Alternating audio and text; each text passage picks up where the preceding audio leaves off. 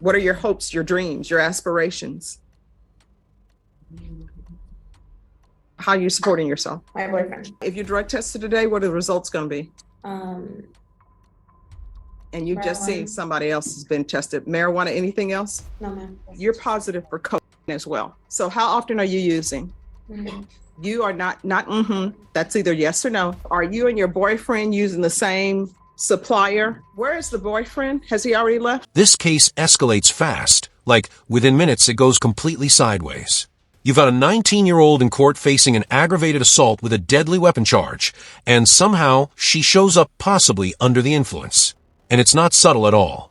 She barely blinks the entire time, and the vibe just feels off from the jump.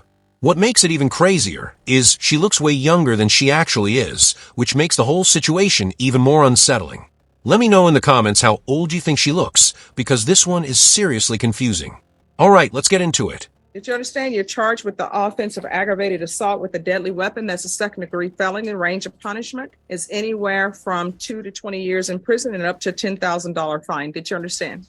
Yes. Did you understand that the court would grant your application for deferred adjudication? If for any reason your deferred adjudication were revoked, the court could find you guilty and sentence you up to 20 years in prison and up to a $10,000 fine. Yes, Your Honor. According to the plea, there's a $1,500 fine, affirmative finding of a deadly weapon. There's to be restitution, if any, to Jose Casares, Miguel Rosas, Ashley Almeida. Did you understand that to be the plea? Yes, Your Honor. Next, I'm showing you outside the plea bargaining agreement. State is requesting that your deferred adjudication be for a term of 10 years. There'll be a TAP evaluation, 250 hours of community service restitution, no contact with Jose Casares, Miguel Rosas, and Ashley Almeida. Did you understand those were recommendations from the state and the court does not have to follow those recommendations? Yes, Your Honor. Then to the offenses charged, how do you plead? Guilty, not guilty, or no contest? No contest. State any evidence to support the defendant's no contest plea? State offers State's Exhibit 1 in all attachments. And we have no objection, Your Honor. All right, you may be excused. Court will find there is sufficient evidence to find you guilty. The court will defer finding of guilt as you apply for deferred adjudication. Are you proceeding with sentencing? Judge, if you'll consider it, the state saw fit to recommend supervision. All right, anything you want to say on behalf? I'm sorry, anything you wish to say? Ms. Sanchez? No, Your Honor. Thank you. All right. If you drug tested today, what are the results going to be? And you just seen Marijuana. somebody else has been tested. Marijuana, anything else? No, ma'am. All right, why are you using marijuana?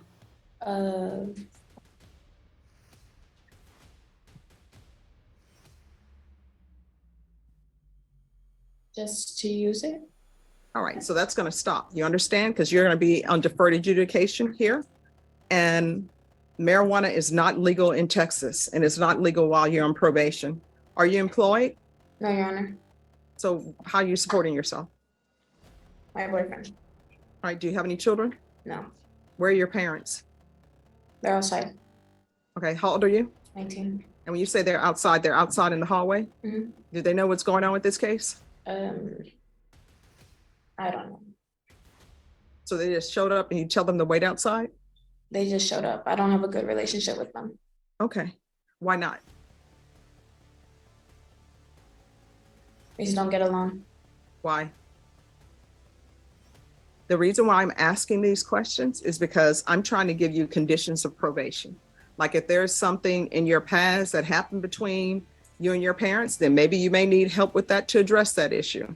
But if it's a question of they don't like your boyfriend and you don't want to abide by their rules and they say, well, you can't stay here, then that's something completely different. So what are your issues with them? My father mistreats me. Okay. All right, there's going to be proof of employment within 30 days. There's to be no employment as a home health care provider or with minors. How far did you go in school? I graduated high school. So what are you planning on doing with the rest of your life? Getting a job. But I mean, what do you want to do? Like, what are your hopes, your dreams, your aspirations? Performing arts, like theater. Okay. So what are you doing to try to get yourself in theater? I can always go back to school. I have money saved up to attend college. whenever I feel like it. I need your honest take on this, because something just isn't adding up. I'm not claiming to be an expert, but her behavior throughout this hearing is hard to ignore. She barely reacts, barely blinks, and everything she says feels rehearsed rather than real.